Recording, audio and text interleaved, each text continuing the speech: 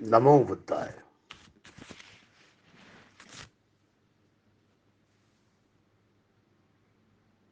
प्रिय दर्शनी अशोका, जय भीम साथियों। Now today's remove the negative energy from और होम। हमारे साथियों, हम दिन भर बहुत सारी बातें करते हैं और बहुत सारा काम करते हैं। हमारे आजू बाजू में परिस्थिति में हमारी जो एनर्जी है, इसमें बहुत सारे बार नेगेटिव बातें आती है। बहुत सारे लोग, मैक्सिमम लोग निगेटिव एनर्जी के साथ में जीते हैं और वो निगेटिव एनर्जी हमारे संसार में दुख पैदा करती है, दर्द देती है, परेशानी पैदा करती है।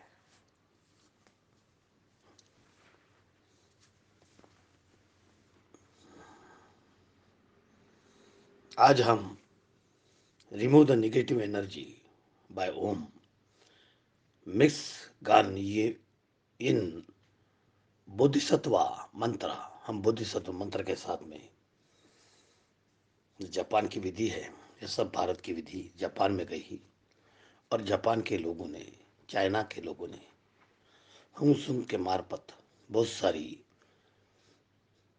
हमारी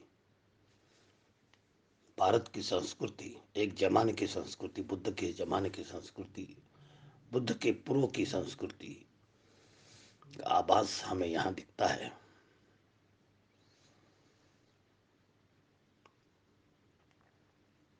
हमारा शरीर ये पंच तत्व से बना हुआ है। आकाश, पानी, अग्नि, बादल, हवाएं, ये सब पंचतत्व एक एक कण से बना हुआ ये ब्रह्मांड।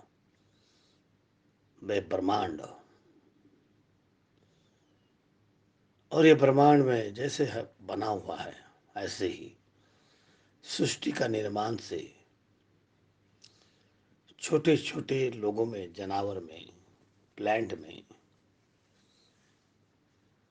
कीड़ों में, सभी जानवर, फिर उसमें जो जीव जंतु से युक्त हो, मनुष्य का शरीर मनुष्य के समान बना हुआ है। और उस शरीर को बहुत सारा अभ्यास किया गया है। उसमें कई लोग डॉक्टरेट हुए हैं, कई लोग डॉक्टर है जो घसे, कान, ब्रेन, हाथ, नी, पाव, हेयर, आंखें, कान, टीथ, बाल, स्किन, अनेक प्रकार के डॉक्टर हुए हैं। अलग अलग अभ्यास करते हैं, अलग अलग पेट पर की कमाई करते हैं, कोई डिलीवरी करता है। तो ये शरीर को जिसने बनाया, ये मनुष्य नहीं हो सकता, एक ब्रह्मांड की ताकत है, इस सृष्टि की ताकत है। फिर इस सृष्टि में मनुष्य को मनुष्य के समान बना गया। फिर वो अमेरिका में रहे, लंदन में रहे, भारत में रहे, यूरोप में रहे, कहीं भी रहे। कुत्तों को कुत्तों के समान बनाया, उनको आवाज दिया। कुत्ता कहीं भी रहे, अमेरिका का कुत्ता रहे, वैसे ही भूखता है। हमें एक ही समान लगता है, लेकिन वो अपनी अपनी भाषा जानते हैं। चिट्टिया अपना अपना काम करते हैं, पाल अपनी अपनी काम करते हैं, सांप, अमेरिका का सांप, लंदन का सांप, अलग अलग, सिर्फ स्किन में बदल होता है। जैसे रानडुक्कर यूरोप में जाकर सफेद बनती है, कबूतर वहाँ वहाँ के कलर के समान कबूतर होते हैं, कौवे होते हैं। स्विट्जरलैंड में जाओ तो कौवे का कलर अलग ही होता है। कुछ गुलाबी टाइप का होता है तो कुछ किस टाइप का होता है।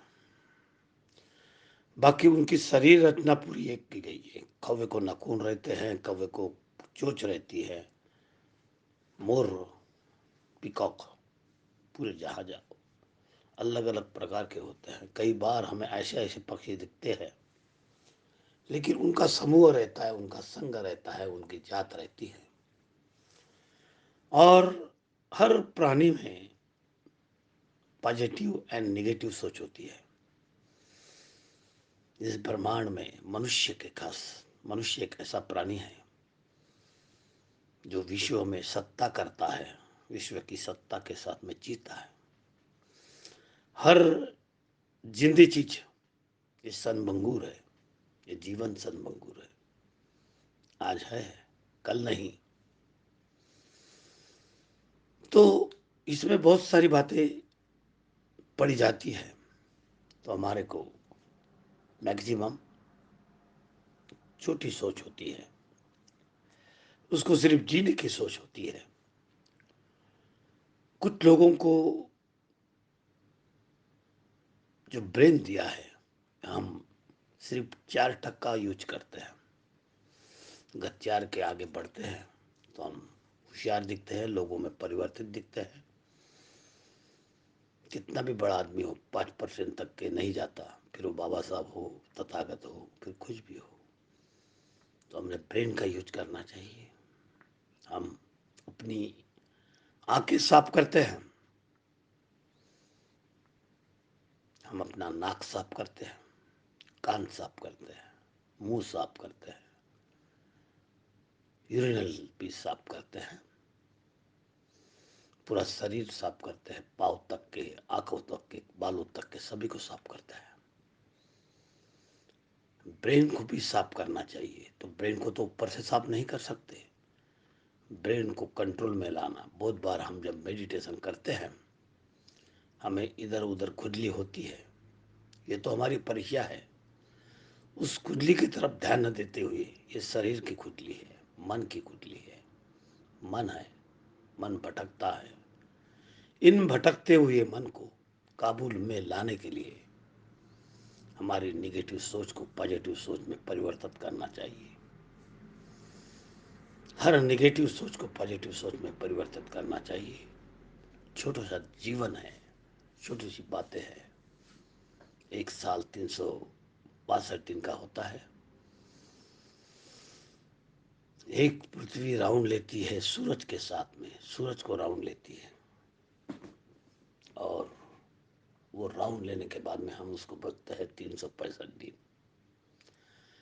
हर आदमी 2.5 लाख या 3 लाख 800, 750 से 800 लोग,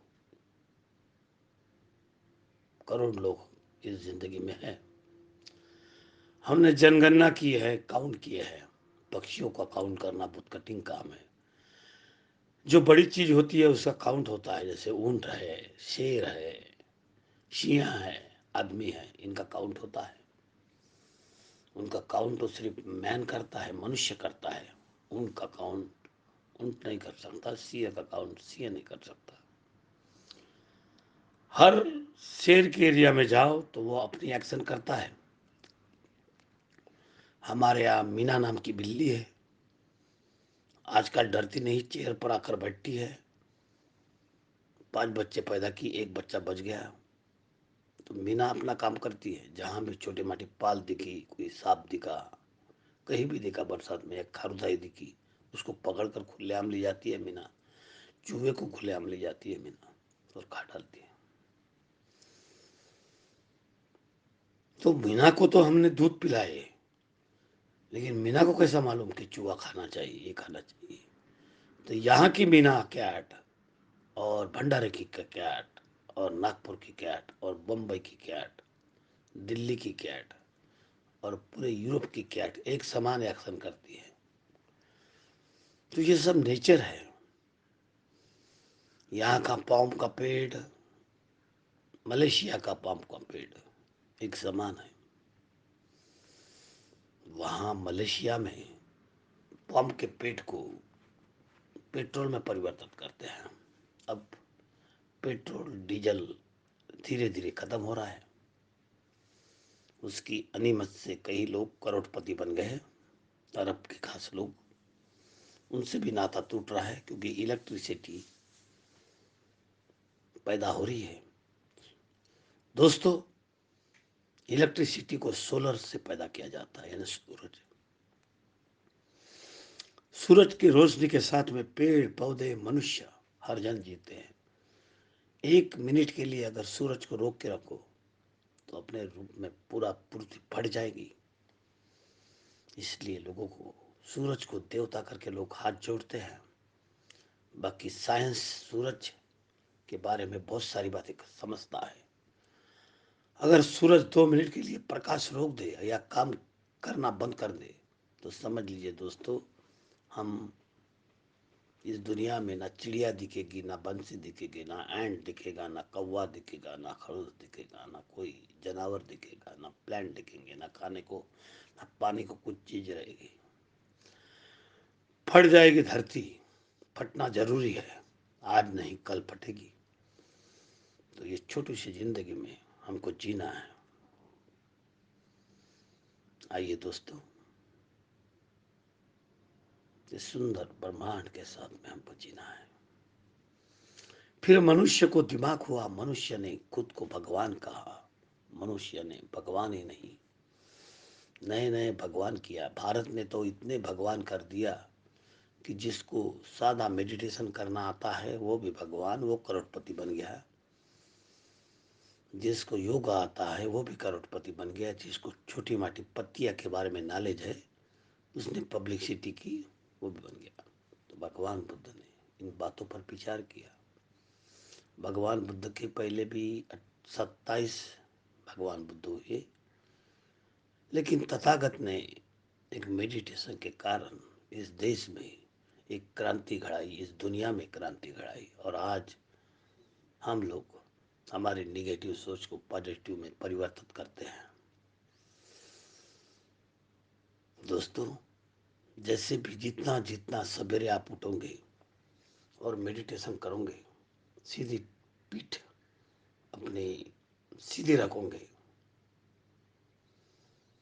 गर्दन भी सीधी करोगे और दोनों हाथ लेफ्ट हैंड में, राइट हैंड, या आपका लेफ्ट हैंड होगा या राइट होगा, जो आप हैंड से ज़्यादा काम करते हो उसको ऊपर रखो और लेफ्ट हैंड को नीचे रखो, या सीधा बैठो, कहीं बैठो, पाँव सीधे हो, सोए हो, बैठो और करो मेडिटेशन। मेडिटेशन एक ऐसी औषध है जो चेहरे पर तेज लाती है, आंखों में तेज लाती है, कानों में तेज लाती है, मुंह में तेज लाती है। मेडिटेशन के जरिए हम बहुत सारी बातें को परिवर्तित करते हैं, मजबूत करते हैं। मेडिटेशन एक औषध है, एक कला है, एक महायुद्ध है, एक ताकत है।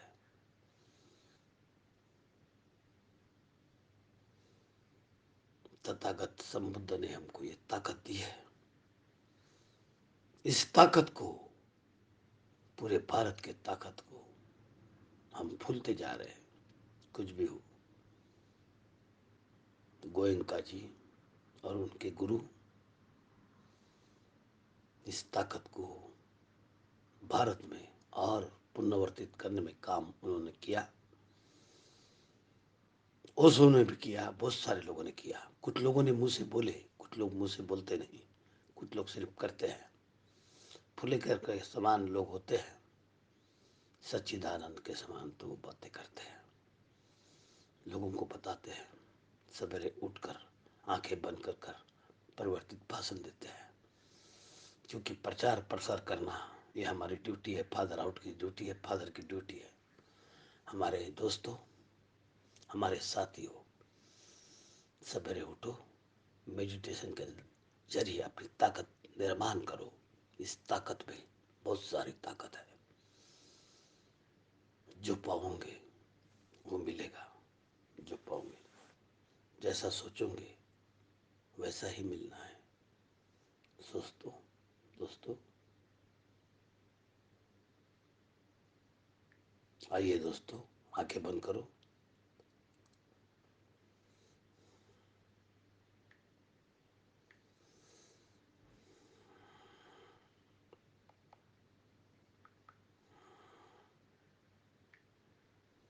चलो मेडिटेशन शुरू कर दो।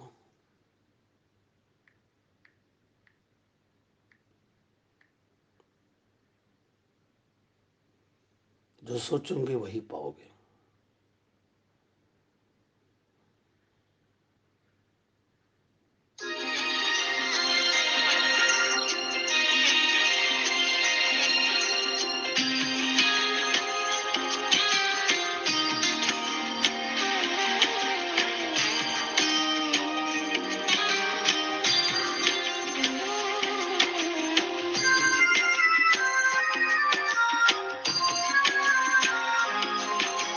जैसा सोचोगे तुम वैसा बन जाओगे। जैसा कर्म होगा वैसा बन पाओगे। श्रेष्ठ कर्म का आधार है खुद का कर लो दर्शन। यही जीवन का सार है, यही जीवन का सार। जैसा सोचोगे तुम वैसा बन जाओगे। जैसा कर्म होगा वैसा बन पाओगे।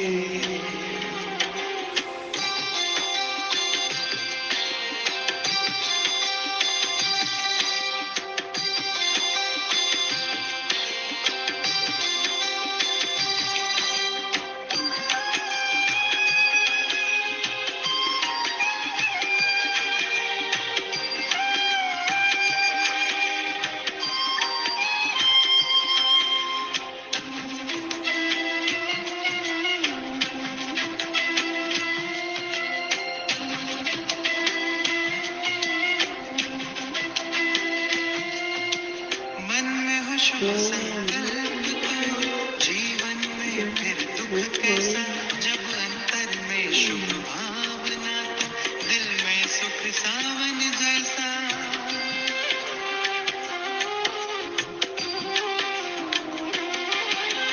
हार कर जो ना हारे जीत उसी की होती है। घनघोर अंधेरे में भी जलती जगमग उसकी ज्योति है।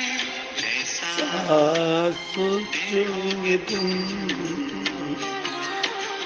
वैसा बन बन जाओगे। जैसा जैसा चाहोगे तुम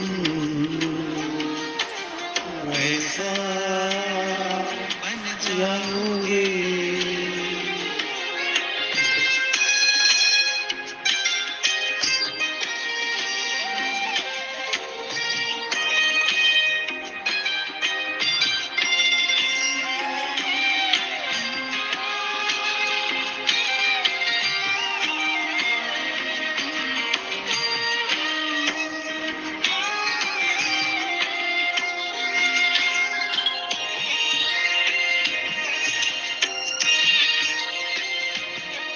ये सूरज है तो है किरण, बादल है तो है पवन, प्राण है तो है तन मन, सात सुरों में है सरगम। जो धरती है तो है सागर, जल थल है तो है जीवन, जीवन है तो है भगवन। भगवान के समय बुद्धं शरणं गच्छामि। धम्मं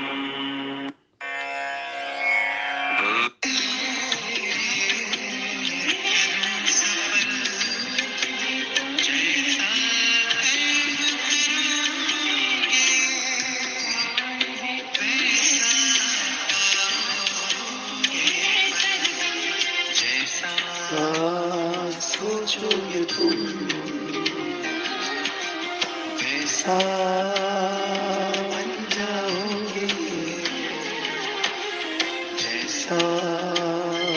कर्मों का वैसा फल पाओगे। श्रेष्ठ कर्म का आधार है खुद का कर लो दर्शन।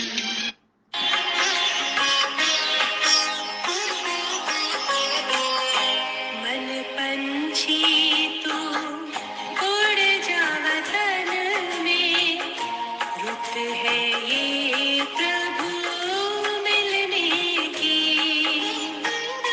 मस्त पवन है, महका चमन है, मस्त पवन है, महका चमन है, बेला है मंगल मिलने की। यही जीवन का सार है, यही जीवन का सार है। जैसा सोचोगे तुम वैसा बन जाओगे। जैसा कर्म होगा वैसा फल पाओगे। पूछते हैं अपने दिल से, पूछते हैं अपने दिल से, हम कितने महान हैं। दुनिया जिसको ढूंढती है, दुनिया जिसको ढूंढती है, वो हम पर कुर्बान है। खींचता है मन को हमारे, खींचता है मन को हमारे, पल पल तेरा प्यार। हम जाने प्रभु या तुम जानो, पूछ जैसा सोचोगे तुम वैसा बन जाओगे। जैसा कर्म होगा वैसा फल पाओगे। जैसा सोचोगे तुम वैसा बन पाओगे। दोस्तों, हमारा कर्म हमको आगे ले जाता है। हमारी नींद हमको भगाना चाहिए। अमृत वेला का एक टाइम होता है। लोग क्या कहते हैं इन्हें मत देखो। अमृत वेला मेडिटेशन 2 AM to 5 AM इस टाइम पर करना पड़ता है। दोस्तों, एक ताकत होती है ब्रह्मांड की और वो ताकत निर्माण करती है।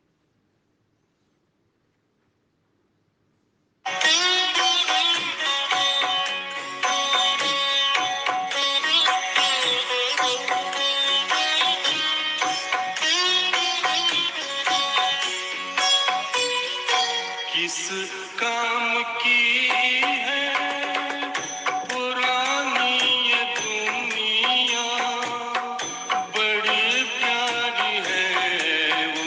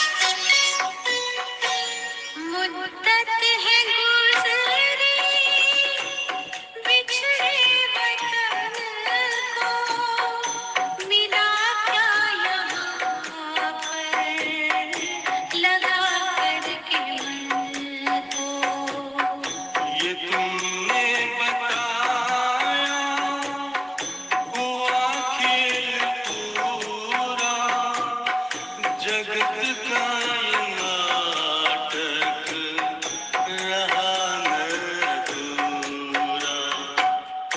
यहाँ की नशे कोई अब जी को भाए, यहाँ की नशे कोई अब जी को भाए। हमें तो वतन की बहुत याद आए, हमें तो वतन की बहुत याद आए।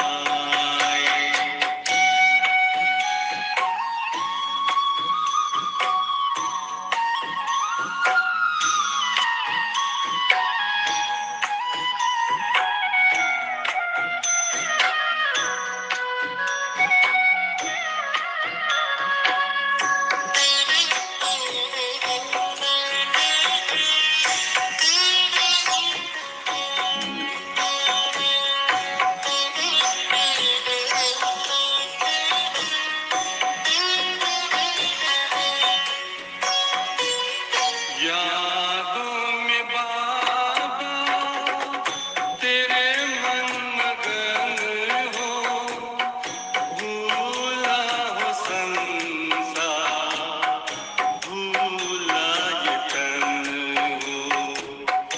तभी पुष्प वर्षा गूंजे बधाई, उड़ो प्राण मेरे, चलो ले विदाई। फरिश्तों की महफिल है आंखें बिछाए, फरिश्तों की महफिल है आंखें बिछाए। हमें तो वतन की बहुत याद आए। बुद्धम शरणम गच्छामि। फादर हाउस आपका स्वागत करता है दोस्तों।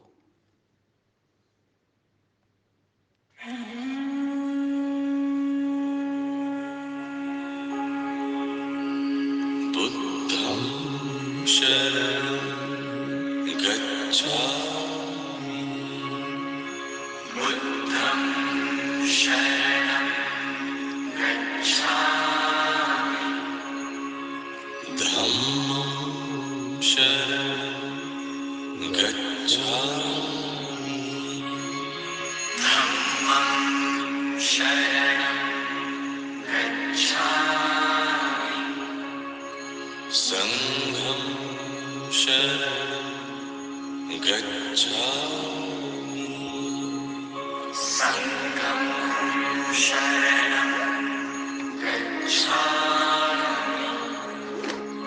बुद्धं शरणं गच्छामि, धम्मं शरणं गच्छामि, संघं शरणं गच्छामि, शरणं गच्छामि, धम्मं शरणं गच्छामि, संघं शरणं गच्छामि,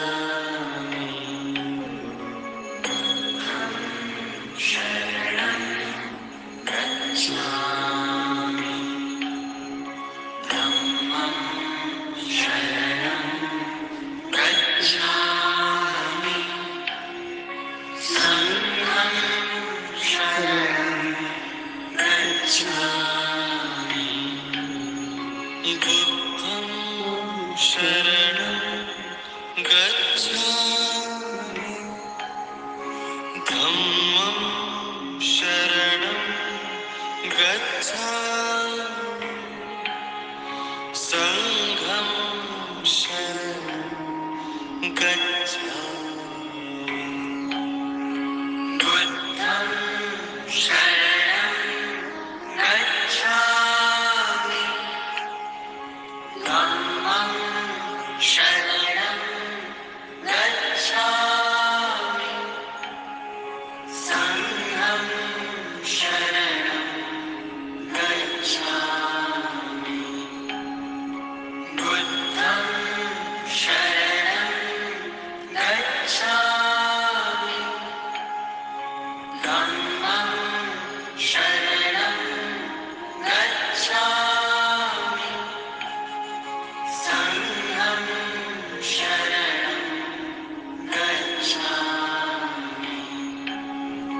बुद्धं शरणं गच्छामि धम्मं शरणं गच्छामि संघं शरणं गच्छामि बुद्धं शरणं गच्छामि धम्मं शरणं गच्छामि। वर्षावास में उपासक उपासिका ने वर्षावास में उपासक उपासिका को क्या करना चाहिए? What should be done in the time of the Varshavaas? Now, Dr. Sachidanand Pulekar.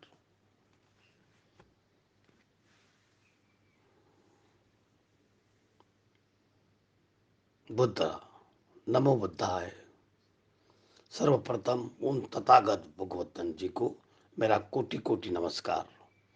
मेरे आचार्य गुरुवर को चरण में मेरा सत सत नमन। आज आप लोगों को हम वर्षावास के बारे में बताने वाले हैं। वर्षावास में उपासक उपासिकाओं को कैसे जीवन बिताना चाहिए, किस प्रकार से रहना चाहिए जिससे महापुण्य कर्म का भाग्य बन सके। तो सुनिए, ये वर्षावास शुरू कब से होती है? आषाढ़ पूर्णिमा से होती है। इस वर्षावास में बहुत सारे भिक्षुगण, इस बुद्ध शासन में गिनती नहीं कर सकते, इतने भिक्षुगण इन वर्षावास के 3 महीनों में अपने आध्यात्मिक जीवन को बढ़ाते हैं।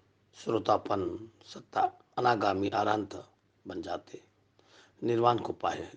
गिनती नहीं कर सकते इतने सारे भिक्षुगण किस समय, ये वर्षावास के समय में। ये वर्षावास गृहस्थों के लिए भी और भिक्षुओं के लिए भी बहुत ही विशेष समय है।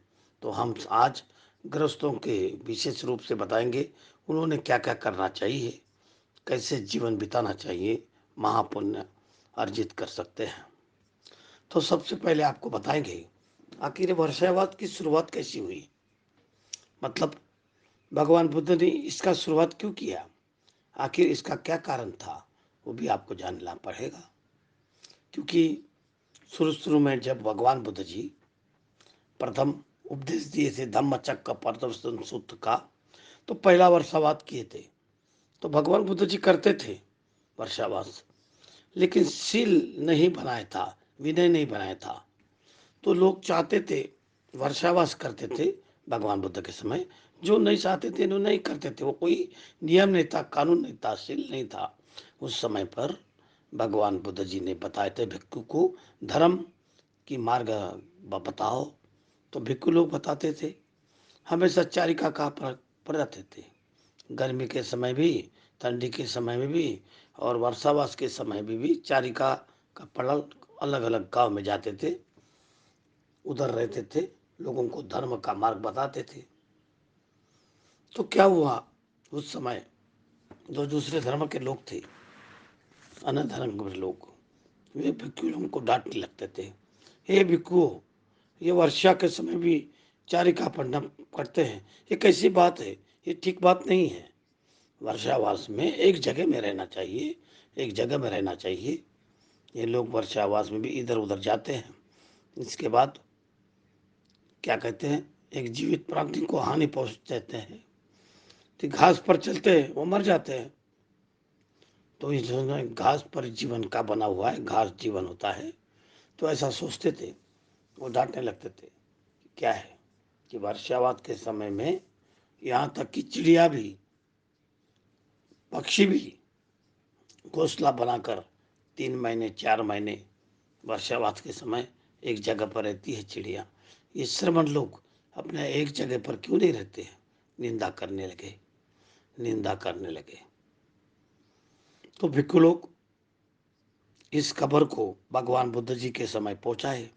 तब भगवान बुद्ध जी ने भिक्षुओं के लिए नियम बनाए। क्या कि भिक्षुओं, मैं आदेश देता हूँ, वर्षावास करने के लिए, वर्षावास करने का आदेश देता हूँ कि भगवान बुद्ध जी ने बताया 2 प्रकार का वर्षावास होता है। एक आषाढ़ पूर्णिमा के दिन से होगा और दूसरा आषाढ़ की अगली पूर्णिमा जो होती है उस पूर्णिमा के दिन होता है। किसी किसी के कारणवश लेट हो जाता है, आषाढ़ पूर्णिमा के दिन ग्रहण नहीं कर पाता है, तो ऐसे लोगों को भगवान बुद्ध जी ने बताया अगले महीने का पूर्णिमा के दिन से वर्षावास करने का 2 प्रकार का होता है। तो भिक्षु लोग कैसे ग्रहण करते हैं? भिक्षु लोगों का एक उपोषण कर्म होता है, ताकि उसका पाठ होता है महीने में 2 बार। आषाढ़ पूर्णिमा के दिन जब भिक्षु लोग पारमोक्ष का पाठ करते हैं तो अगले सुबह में अगले दिन वर्षावास का अधिष्ठान ग्रहण करते हैं। तो ये था शुरुआत का कि आखिर कैसे भिक्षुओं में वर्षावास की शुरुआत हुई। उसी समय से लेकर बुद्ध भगवान ने अभी तक भिक्षु लोग वर्षावास ग्रहण करते हैं, अधिष्ठान करते हैं। भगवान बुद्ध ने ये भी बताया जो वर्षावास नहीं करते उनके आपत्ति दुख सकता एक छोटा सा सील है वो डैमेज हो जाता है, दुखद का आपत्ति होती है। इस प्रकार के भिक्षु लोग वर्षावास करते हैं। इसमें और एक विषय गृहस्थों को, उपासकों को यह वर्षावास के लिए आराधना कर सकते हैं, निमंत्रण कर सकते हैं। निमंत्रण भी ना दिए तो भिक्षु लोग वर्षावास करते ही हैं। यहाँ तक कि यह वर्षावास हर एक भिक्षु के लिए, चाहे वो दुकानदारी हो या कुछ भी हो, हर एक लोग करते हैं बुद्ध के शासन में। तो वर्षावास अधिष्ठान करके संकल्प लेके ग्रहण करके 3 महीना एक ही जगह पर रहते हैं, एक ही विहार में रहते हैं। तो भगवान बुद्ध जी ने बताया किसी कारणवश बहुत ही काम है वो उस आश्रम से जा सकता है, किंतु सत्ता कारण ही है मतन। अगर 7 दिन के अंदर उसको उसी विहार में लौटना होगा, अगर नहीं लौटे तो उसका वर्षावास टूट जाता है, खंडित हो जाता है। तो इस प्रकार के वर्षावास करने के बताए भगवान बुद्ध जी ने। एक इसमें और विशेष बात है कि वर्षावास के लिए अगर उपासक उपासिक हो भिक्षुओं को आमंत्रित करके एक विहार में रखवाता है तो उन उपासक उपासिकों को बहुत पुण्य मिल जाता है, अनंत पुण्य मिल जाता है। तो आखिर कैसे वर्षावास के लिए आराधना करनी जाती है उसको शॉर्ट में बताना चाहिए।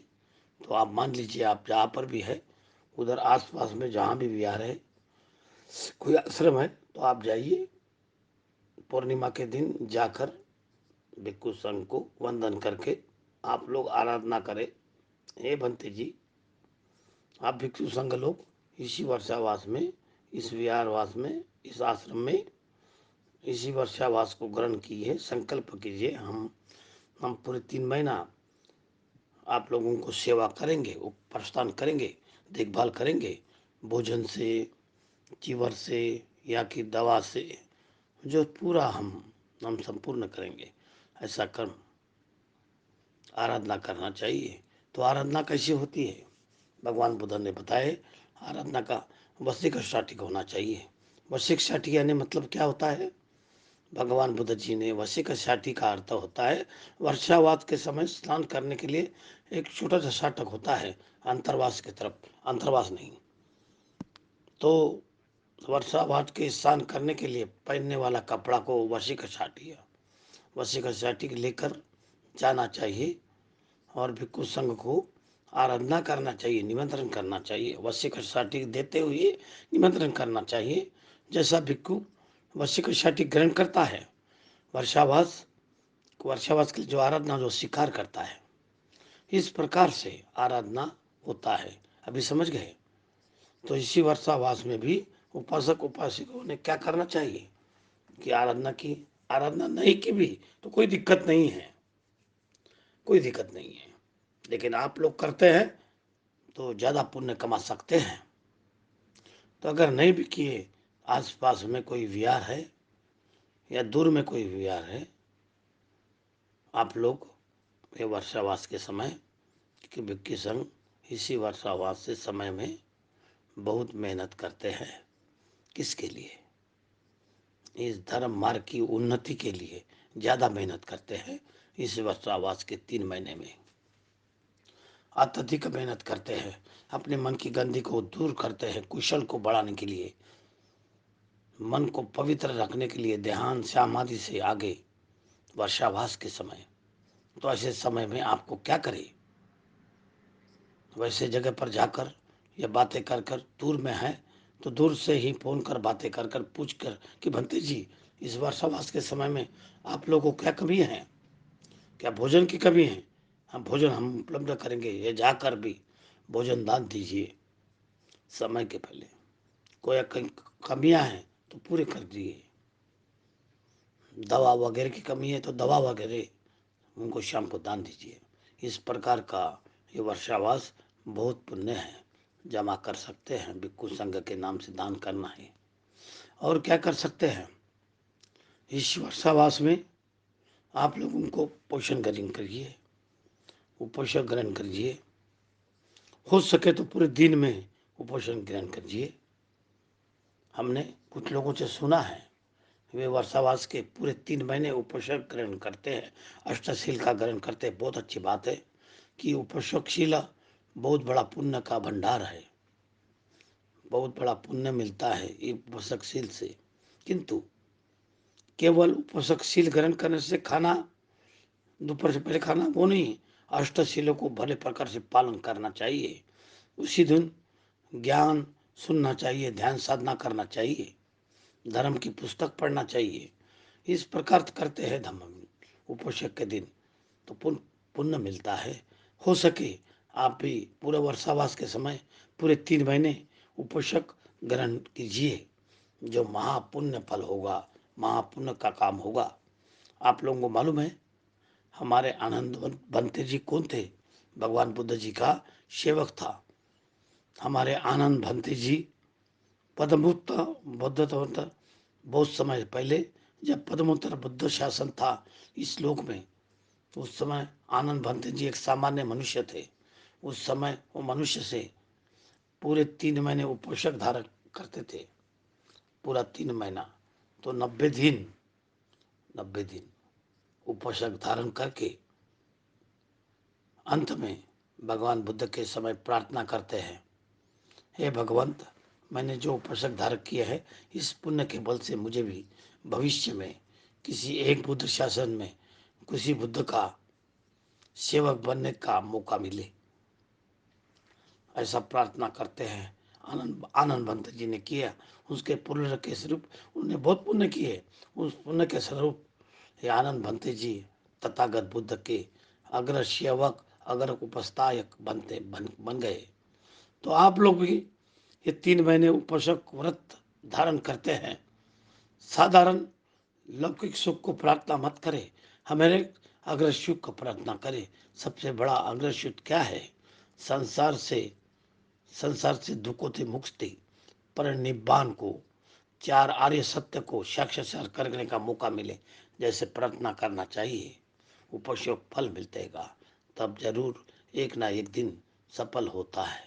इस प्रकार पूरे 3 महीने किसी को 3 महीने का काम होता है, तो ऐसे समय पर आप क्या करें, इन वर्षावास में 1 महीने में जो 4 दिन होते हैं, उन 4 दिन अर्थात पूरे 3 महीने में 12 दिन आता है, कम से कम इन 12 दिन को उपोषक धारण करे कीजिए। तो इस प्रकार से वर्षावास के समय आप बिता सकते हैं। वर्षावास के समय बहुत भिन्न है। ज़्यादा से ज़्यादा आप विहार में जाया करो, ज़्यादा से ज़्यादा फादर हाउस में आया करो, भिक्षु संघ का दर्शन करें, अच्छे लोगों का दर्शन करें, ज़्यादा से ज़्यादा ज्ञान ध्यान कीजिए, ज़्यादा से ज़्यादा धर्म की पुस्तक पढ़िए, अपने जीवन उन्नति के लिए आध्यात्मिक जीवन का ज़्यादा से ज़्यादा मेहनत करिए, तब आपका कल्याण होगा। और क्या कर सकते हैं, इस वर्षावास के समय विशेष बात है, विशेष महत्व है।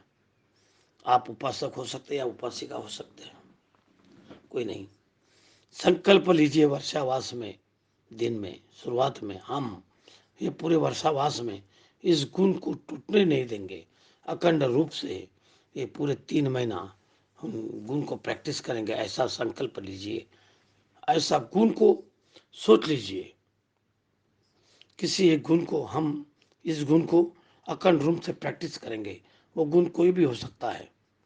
जैसे मैं मान लीजिए, आप सोच लीजिए, ये पूरे 3 महीना वर्षावास के समय गुस्सा नहीं करेंगे, चाहे कुछ भी हो जाए, कितनी भी मुसीबत आ जाए, कितना कितना भी डांटे, जिनका अपमान मिले, घर के लोग कितना क्रोधित हो जाए, किंतु मैं अपने मन में गुस्सा को नहीं आने दूंगा। ऐसा आप संकल्प लीजिए, ये पूरे 3 महीने ऐसा सोच, ये 3 महीने का गुस्सा न आने देने के लिए कोशिश करें। वो गुण एक प्रैक्टिस करके देखें, बहुत लाभ होगा। या फिर तो और गुण है जो हम बताएंगे। या आप सोच लीजिए, हम पूरे 3 महीना अपने मन में लोभ को नहीं आने देंगे। सामान्य व्यक्ति लोभ से पीड़ित होते हैं और रोग होता है। ये 3 महीना हम लोभ को नहीं आने देंगे, वो भी एक गुण है। या तो फिर आप सोचिए, ये पूरी 3 महीना किसी न किसी को दान देकर हम वो चीज़ हासिल करें। वो चॉकलेट हो सकता है, कुछ भी हो सकता है, हम किसी देंगे, उसके बाद स्वयं पाएंगे। वो गुण को आप प्रैक्टिस करेंगे, ट्राई करें, कोशिश करें, वो भी आपके लिए कल्याणकारी होगा। नहीं तो आप सोच लीजिए, हम ये वर्षावास के पूरा 3 महीने अपने मन में राग उत्पन्न नहीं होने देंगे और अपने मन में गलत विचार को नहीं आने देंगे। हमें पूरे 3 महीना ब्रह्मचार्य रहेंगे। जिंदगी भर नहीं बोलने, वर्षावात के समय में ये 3 महीना अपने मन में राग विचार, काम वासना विचार को नहीं आने देंगे। हमें 3 महीने ब्रह्मचारी रहने की कोशिश करेंगे। इस गुण को आप प्रैक्टिस करिए, ट्राई करिए। साक्षात्कार करने के प्रखंड रूप से आपके जीवन में बहुत कल्याणकारी होगा। नहीं तो आप सोचिए, ये पूरे 3 महीने मैत्री चित्त से रहेंगे, हमेशा सभी प्राणियों के लिए मैत्री पहना। खाना खाने समय, काम करते समय, चाहे बैठे समय, चाहे लेटे रहते समय, चाहे खड़े रहते समय, कारण लोगों का कल्याण के बारे में सोचना चाहिए। पूरे 3 महीना अखंड रूप से कल्याणकारी होगा। या फिर सोच लीजिए, आप कितना भी काम हो, ये पूरा 3 महीना हर एक दिन ध्यान से अलग नहीं रहेंगे। कितना भी काम हो जाए, थोड़ा ना थोड़ा ध्यान हम करेंगे ही, चाहे कुछ भी ध्यान हो सकता है। आनापाना सती या मैत्री साधना या बुद्धांग सती या नित्य, वो प्रैक्टिस कर सकते हैं। नहीं तो सोच लीजिए, हमें पूरे 3 महीने सत्य से अलग नहीं होंगे। बहुत लोगों को क्या होता है, झूठ बोलना आ जाता है। ऐसे लोग कहते हैं कि मैं झूठ बोला जाएगा, हत्या नहीं करते, चोरी नहीं करते, नशा नहीं करते, लेकिन झूठ बोला जाता है। तो एहसास करिए, ये पूरा 3 महीना झूठ नहीं बोलेंगे, सत्य के सामने रहेंगे, सत्य के समक्ष रहेंगे। तो ट्राई कीजिए। नहीं तो और संकल्प कीजिए, ये पूरा 3 महीना फिर अपने मुखों से बुरा वचन या कठोर वचन या कड़वा वचन नहीं निकले देंगे। हमेशा कल्याण की बातें, मधुर की बातें, अधूर बातें कहेंगे। तो इस प्रकार एक गुण को ये पूरा 3 महीने प्रैक्टिस करें, आपके लिए बहुत ही अच्छा रहेगा, बड़ा कल्याणकारी रहेगा, बहुत कल्याणकारी रहेगा। क्योंकि ये संसार ऐसा है, आप जो प्रैक्टिस करेंगे वही आप अगले जन्म में चल जाता है। तो ये गुण आपके लिए लाभकारी होगा, प्रैक्टिस करिए।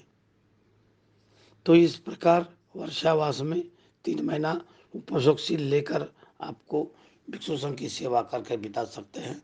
इस तरह बिताने के बाद वर्षावास का समापन होता है, तो आप किसी आश्रम को, किसी भंते लोगों को वर्षावास के आराधना किए थे तो निमंत्रण किए थे, उसके 3 महीने के बाद कठिन चीवर का दान करिए। कठिन चीवर जो बहुत ही विशेष है, अगर हो सके कठिन चीवर का दान कर सकते हैं। वो कठिन चीवर का दान करने से, बिल्कुल संगत चीवर का दान करके आप महापुण्य गिनती नहीं कर सकते, ये महापुण्य मिलता है, महाशक्तिशाली पुण्य मिलता है। वो पुण्य कर लेते हैं तो आप, अगर आप प्रार्थना करते हैं निर्वाण के लिए उपकार हो कि बिना निर्वाण दिलाए वो पुण्य खत्म नहीं होता। इतना बलवान पुण्य, कठिन ची वरदान का पुण्य। एक छोटी सी घटना बताता हूँ। बहुत अति के समय में विपस्सी भगवान बुद्ध जी के पहले पुष्य बुद्ध जी जन्म लिए थे इस दुनिया में। एक राजा के 3 पुत्र थे, 3 पुत्र। वो राजा भिक्षु संघ को सेवा करते, बुद्ध जी को सेवा करता था, किसी को नहीं, स्वयं सेवा करता था, भगवान को संघ को पूरा उपलब्ध करता था। उसका 3 बेटा सोचा हम लोगों को कोई मौका नहीं मिलता। तीनों बेटा क्या किए, दूर जगह जाकर प्रॉब्लम क्रिएटेड करवाए, दूर जनपद में, बहुत दूर जाकर। तो राजा अपने तीनों बेटा को बताया, अरे बेटा देखो उसी जगह पर ऐसे चोरों पर अटैक करा दिए, जा तुम ठीक करो। ये लोग गया, तीनों बेटा, इन्होंने क्रिएट किया था, इन्होंने सबको ठीक करके देकर वापस आ गए। राजा अति प्रसन्न हुआ कि पुत्र, बहुत वरदान मांगो पुत्र, क्या मांगोगे। तीनों पुत्र कहते हैं पिताश्री, हम लोगों को भगवान बुद्ध जी और भिक्षु संघ सेवा करने का सौंप दीजिए। राजा कहता है ये संभव नहीं है, ये संभव नहीं है। तो बेटा कहता है पिताजी कम से कम 1 साल के लिए दे दीजिए। संभव नहीं है। तो पिताजी कि 10 महीने के लिए दीजिए। पिताजी बोलता है नहीं, 6 महीने के लिए दीजिए। नहीं पिताजी, ऐसा कम से कम 3 महीने के लिए दे दीजिए वर्षावास के समय में। हाँ ये ज़्यादा समय नहीं है, ठीक है। 3 महीने के लिए भगवान बुद्ध जी और भिक्षु संघ को देता है सेवा करने के लिए। तो तीनों बड़ा खुश हो गया। तीनों भगवान बुद्ध जी को पास जाकर भगवान बुद्ध जी को भिक्षु संघ को निमंत्रण, हे भगवंत, इस संघ आप लोग हमारे जनपद में पधारिए 20 वर्ष वास के लिए। तो पिताजी से तो अनुमति मिल गई। तो ऐसे भगवान बुद्ध जी को और भिक्षु संघ को आराधना करता है। अपना जनपद, उनका अलग जनपद होता है ये बेटा लोगों का, कि राजकुमार है, अपने जनपद में ले जाते हैं। और तीनों बेटा वर्षावास में पूरा ख्याल रखता है, चीवर से, भोजन से, दवा से, सब कुछ देता है 3 महीने। ऐसे करके 3 महीने के बाद वो तीनों पुत्र बुद्ध प्रमुख से, बुद्ध सम्मुख प्रमुख से चिवर का दान देता है, महादान देकर वापस लौटा देता है राजा को। तो इस प्रकार को पुण्य करता है, भिक्षु संघ के लिए वर्षावात करवाता है और उस प्रकार चिवर का दान करता है। उसी पुण्य फल स्वरूप मारने के बाद देवलोक में गए। देवलोक से मनुष्य लोक में आते हैं तो उच्च कुल में अमीर परिवार में जन्म लेते हैं। ऐसे 2 लोग मनुष्य लोग जाते हैं। इसके बाद हमारे भगवान बुद्ध जी के समय उन लोगों का समय जन्म हुआ मनुष्य में, मगध में, उच्च कुल में दम्मत हुआ, अमीर परिवार में जन्म हुआ। वो तीनों बेटों का, वो तीनों बेटा इस मनुष्य लोक में आने के बाद हमारे भगवान बुद्ध जी के समान घरदार को छोड़ के मुक्ति के लिए तपस्वी बन गया है। बुद्ध ज्ञान उनको मिला नहीं था। मुक्ति के लिए, निर्वाण के लिए घरदार छोड़ के, संपत्ति को छोड़ के तपस्वी बन गया। वो कौन है मालूम है? वो उर्वल काश्यप, नदी काश्यप और वो काश्यप। ये बोध गया में तीनों रहता था और तीनों का ग्रुप था। उर्वल काश्यप का 500 शिष्य था उनके पास में, नदी काश्यप का 300 था और गया काश्यप का 200 था। 1000 शिष्य था दोनों, वो उनका चेला लोग था। तो भगवान बुद्ध जी बाद में संबुद्धत्व जब प्राप्त करने के बाद में आने के बाद वो सभी लोगों को मुक्ति का मार्ग बताते हैं। और उल्वे का काश्यप और गया काश्यप उन हजारों को भी आदित्य पर्याय सूत्र बताने के बाद वो सभी लोग अनंत हो जाते हैं, परम मुक्ति को, परम निर्वाण को साक्षात्कार करके। तो देखिए ये पुण्य कहाँ से शुरू हुआ था? वह भगवान बुद्ध के समय। भिक्षु संघ को भगवान बुद्ध को वर्षावास के समय चीवरदान किया, वो पुण्य मूल रूप से उपकार हुआ। और क्या बात है, ये केवल तीनों को नहीं, यह 1000 शिष्य था इनका, इनको भी लोग भी, ये भी लोग भी उस समय में साथी था राजकुमार के, हजारों उसका मेन सारथी था। और वो विरम के साथ में मिलकर पुण्य किए थे, इसलिए साथ निर्वाण उनको मिला। तो आप लोग भी ग्रुप है, तो चलो साथ मिल के आप पुण्य करो, एक साथ में फल देगा। अब हम लोग हम देखेंगे, ये स्कूल को देखते हैं। उस 55 मित्र था, 55 मित्र को साथ में मुक्ति मिलता है, क्योंकि साथ में ही पुण्य किया था पहले संसार में। तो हम साथ में करेंगे तो साथ ही मिलेगा। ये फल अद्भुत है। तो इस प्रकार चीवर दान करके, कठिन चीवर दान करके बहुत पुण्य कमा सकते हैं। तो इस प्रकार ये वर्षावास काल में आप लोग ध्यानशील भावना करके, संघ को सेवा करके, कोई एक गुण को ये पूरे 3 महीना प्रैक्टिस करिए। ऐसा प्रैक्टिस करते हुए, संघ को सेवा करते हुए, ज्ञान सुनते हुए, इस वर्षावात के समय में आप लोगों को महा कल्याणकारी, महाकुशल को, महापुण्य को जमा करने का एक भाग्य मिलेगा। आप सभी लोगों को यह वर्षावास का सुखी समय बिताते हुए, धर्म की प्रैक्टिस करते हुए, सभी दुखों से मुक्त होने के लिए ये सारा पुण्य उपकार को ऐसा संकल्प करें। ऐसा करेंगे तो अंत में आप में ये पुण्य जरूर उपकारी होगा। तो इसलिए आप लोग इस वर्षावास काल में क्या क्या करना है, वर्षावास के जीवन को बिताइए। आप सब लोगों का कल्याण होगा, मंगल होगा, सुखी होगा, यही मेरी मनोकामना है। नमो बुद्धाय, नमो बुद्धाय।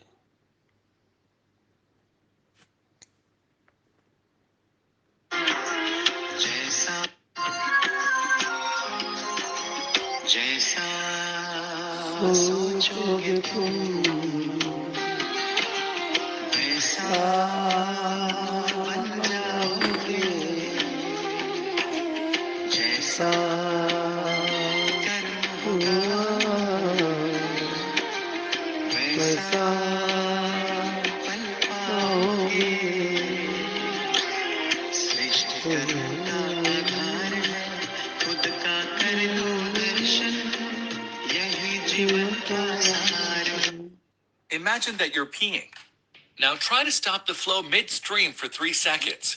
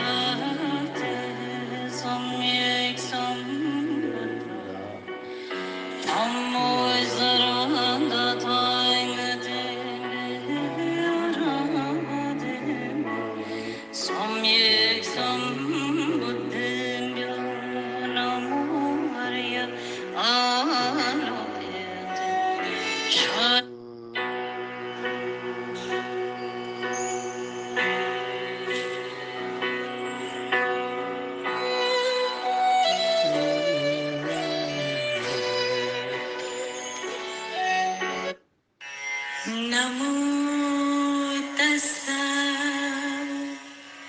भगवतो अरहतो सम्मा सम्बुद्धस्सा। नमो तस्सा भगवतो अरहतो सम्मा सम्बुद्धस्सा। नमो तस्सा भगवतो अरहतो सम्मा सम्बुद्धस्सा। बुद्धं शरणं गच्छामि, धम्मं शरणं गच्छामि, संघं शरणं गच्छामि। तृतीयम्पि बुद्धं शरणं गच्छामि द्वितीयम्पि धम्मं शरणं गच्छामि द्वितीयम्पि संघं शरणं गच्छामि तृतीयम्पि बुद्धं शरणं गच्छामि तृतीयम्पि धम्मं शरणं गच्छामि तृतीयम्पि संघं शरणं गच्छामि पाणातिपाता वीरमणि सिक्खापदं समाधियामि अदिन्नदाना वीरमणि सिक्खापदं समाधियामि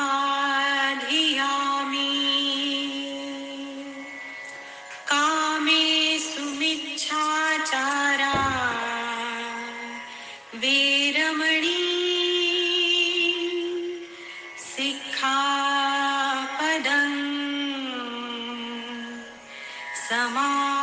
समाधियामि मूसावादा वीरमणि सिक्खापदं समाधियामि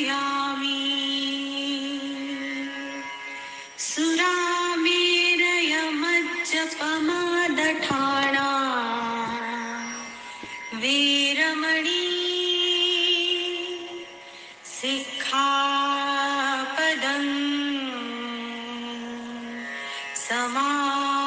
समाधियामि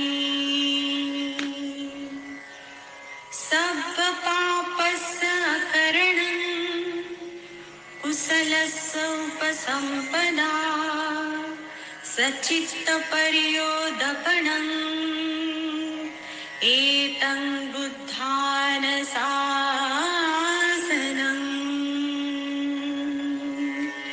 साधु साधु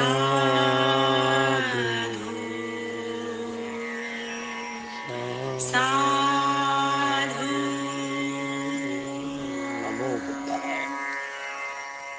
नमो बुद्धाय नमो बुद्धाय नमो बुद्धाय। दोस्तों, आज हमने हर नेगेटिव एनर्जी को पॉजिटिव में परिवर्तन करना है। तो आओ दोस्तों, हम उस नेगेटिव एनर्जी को पॉजिटिव में रूपांतर करना चाहिए। मैं डॉक्टर को लेकर आपके साथ ज्ञानहीन बोधिसत्व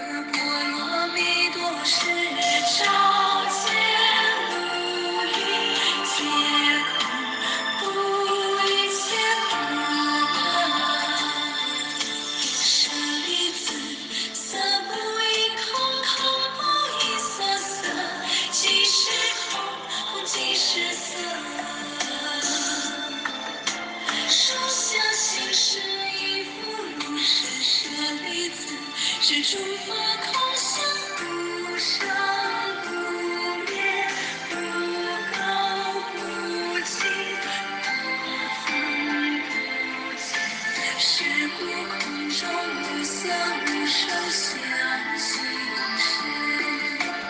无眼耳鼻舌身意，无色声香味触法，无眼界，乃至无意识界，无明亦无明尽，乃至无量思亦无量思尽，无苦集灭道无智意，无得已无所得故，菩提萨埵般若波罗蜜多故，心无挂碍，无挂碍故，无有恐怖，远离颠倒梦想，究竟涅槃三世处。佛音般若波罗蜜多故，得阿耨多罗三藐三菩提，不知般若波罗蜜多是大善咒，是大明咒，是无上咒，是无等等咒，能除一切苦真实不虚。故说般若波罗蜜多咒即说，咒曰：揭谛揭谛波罗揭谛波罗僧，揭谛菩提萨婆诃。揭谛揭谛波罗揭谛波罗僧，揭谛菩提萨婆诃。揭谛揭谛波罗揭谛波罗僧，揭谛菩提萨。बुद्धं शरणं गच्छामि गाना जिसकी बुद्धं शरणं गच्छामि संघं शरणं गच्छामि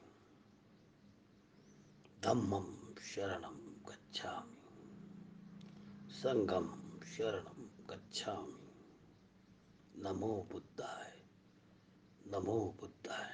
आपका कल्याण हो, आपका कल्याण हो डॉक्टर सच्चिदानंद पुलेकर। नमो बुद्धाय। साधु साधु साधु।